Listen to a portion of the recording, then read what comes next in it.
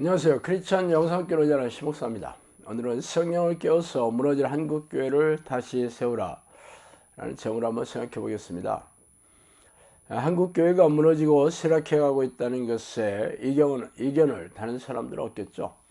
3, 40년 전에 교회 사람들이 몰려올 때는 성령의 역사가 한국교회에 임했다고 목청을 높이는 이들도 사람들이 썰물처럼 빠져나가고 있는 작금의 현상을 외면하면서 인구가 줄어들어서 그렇다는 변명과 핑계로 일관하고 있습니다.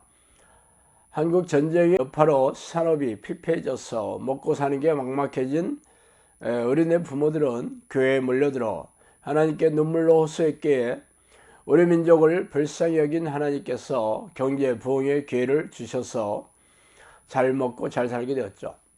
그러나 일부 탐욕스러운 목사들은 물질 축복이 믿음의 척도라면서 기복신앙과 번영신학을 들여와서 목회 성공의 술수로 사용했습니다. 부자의 목말라 하던 교인들은 11조를 비롯한 헌금을 드리면서 하나님 펀드에 투자하는 것으로 드렸으니 하나님께서 진노하시지 않겠어요?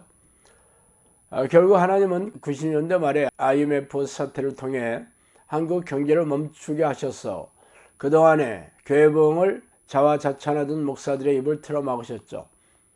그러나 그게 전부가 아닙니다. 3년 전에 전 세계를 휩쓸던 코로나 팬데믹은 한국 교회에 치명상을 입혔습니다. 성경에도 없는 주일 성수를 구원의 척도로 떠받든 교회 예배를 합법적으로 금지하게 만드셨죠. 그렇게 3년이 지나서 현장 예배를 다시 회복되었지만 교인의 40% 이상이 교회로 돌아오지 않았죠. 그 중에서 가장 치명적인 피해는 젊은이들과 청소년들이 아예 교회에서 보이지 않는다는 것입니다. 이 같은 현실은 한국교회가 꽃병에 꽂힌 꽃같이 시한부 인생이 되었다는 것을 의미하죠. 앞으로 20, 30년이 지나면 한국교회는 5분의 1로 줄어들 것입니다. 500년 전에 종교개혁을 일으켰던 유럽의 교회가 흔적조차 없이 사라졌고 미국의 교회를 뒤이어 한국 교회가 가파르게 몰락하고 있는 중이죠. 그 이유는 교회가 인본주의와 세속주의를 받아들였기 때문입니다. 하나님 자리에 만문의 영인 사탄이 앉아서 돈을 추구하는 상업적인 교회로 변질되었기에 말이죠. 그러나 더 큰 문제는 아무도 이 같은 현실을 직시하고 자신들의 죄악을 토설하고 회개하며 하나님께 돌이키려 하지 않는다는 것입니다. 그렇다면 우리가 무너진 한국교회를 어떻게 다시 세울 수 있을까요? 오직 성령이 너희에게 임하시면 너희가 권능을 받고 예루살렘과 온 유대와 사마리아와 땅끝까지 이르러 내 증인이 되리라 하시니라. 사도행전 1장 8절이죠. 들어가 그들이 요한은 다락방으로 올라가니 베드로, 요한, 야고보, 안드레와 빌립, 도마와 바들로메, 마테와 알페와 아들 야고보, 셀로신 시몬 야고보 아들 유다가 다 거기 있어. 여자들과 예수의 어머니 마리아와 예수의 아우들과 더불어 마음을 같이하여 오로지 기도에 힘쓰더라. 사도행전 1장 13절 말씀입니다. 예수님께서 승천하시면서 성령이 하나님의 사역을 이끄실 것을 여러 차례 말씀하셨으며 그 말씀대로 초대교회는 성령의 역사로 도배하여 성령의 시대가 임하였음을 전 세계에 알렸죠. 그렇다면 성령이 어떻게 임하시는지 마가의 다락방에 모인 사도들과 120여 명의 제자들을 모습을 보면 됩니다. 한국교회는 영접 기도를 마치고 성령이 자동적으로 들어오신다고 가르치죠. 성령이 아니고서는 예수를 주로 시인할 수 없다는 말씀을 근거로 말이죠. 그러나 이 해석은 그럴듯해 보이지만 엄청난 착시현상입니다. 예수님 당시에 예수를 그리스도로 시인한다는 것은 그야말로 목숨을 건 행위였죠.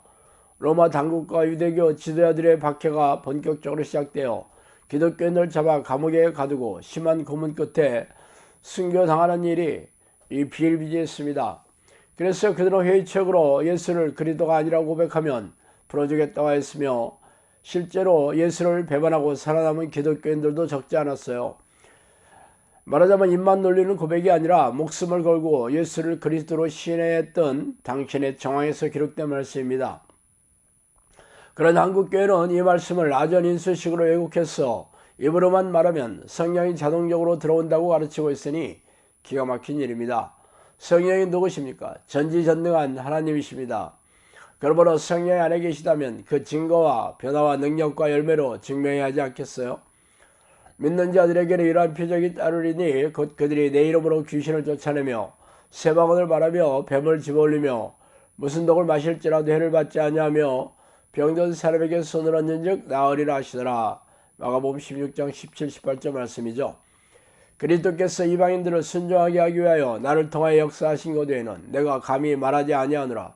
그 일은 말과 행위로 표적과 기사의 능력으로 성령의 능력으로 이루어졌으며 그래야 내가 예루살렘으로부터 두루 행하여 일루리온까지 그리스도의 복음을 편만하게 전하였노라. 로마서 15장 18, 19절 말씀입니다. 성경은 믿음의 표적이 기적과 이적으로 드러나는 성령 역사임을 증명하고 있으며 실제로 사도 바울의 사역은 귀신을 쫓아내고 질병을 치유하는 성령 역사로 이루어졌습니다. 그러나 현대교회는 초대교회의 그 성령의 역사는 더 이상 없다고 선을 그었죠. 그리고는 지금은 성경이 완성된 시대이므로 그런 기적 따위는 필요 없다면서 기적을 바라는 신앙은 위험하다면서 성령의 역사를 파묻어 버렸습니다. 그래서 어떤 일이 일어났습니까? 목사들과 교인들은 문외하고 무기력한 믿음으로 고단하고 팍팍하게 살고 있으며 세상 사람들로부터 조롱과 멸시의 대상이 되어버렸죠. 그래서 어떻게 해야 이 아무런 한국교회를 회복시킬 수 있을까요? 당연히 마가의 다락방에서 성령의 임재를 학수고대하며 전심으로 간구하던 기도를 해야 하지 않겠어요? 평생 기도의 삶을 살았던 야곱도 일생일대의 최대의 위기가 닥친 야곱 강가에서는 목숨을 걸고 전사와 싸우듯이 기도하였고, 기도의 왕이셨던 예수님도 겟세마네 동산에서 십자가 형벌을 앞두고는 땀이 핏방울에 스며들 정도로 몸부림을 치시며 간절히 기도하셨습니다. 다윗이나 기드온, 엘리야 등 성경의 인물들도 전심으로 기도하는 습관을 들여 하나님과 동행하는 놀라운 역사를 이뤄냈어요. 그러므로 무너지고 쇠락해가는 한국교회를 살리려면 전심으로 성령을 부르는 기도를 통해 성령을 다시 모시도록 해야 할 것입니다. 이 길만이 우리 나라와 민족, 한국교회와 당신의 가족을 살리는 유일한 길입니다. 자, 오늘 여기까지 하겠습니다. 감사합니다.